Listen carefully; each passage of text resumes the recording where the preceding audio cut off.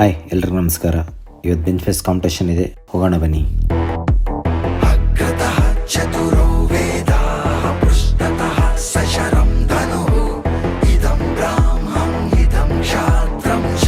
ಈ competition BP ಅಂಡರಲ್ಲಿ ನಡೀತಾ ಇರೋದು.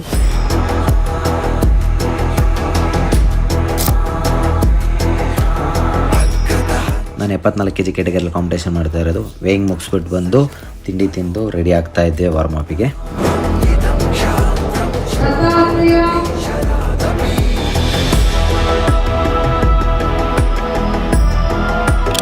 ವಾರ್ಮಪ್ ಎಲ್ಲ ಮುಗಿದ್ಮೇಲೆ ನಂದು ಮೇನ್ ಇವೆಂಟ್ ಸ್ಟಾರ್ಟ್ ಆಯಿತು.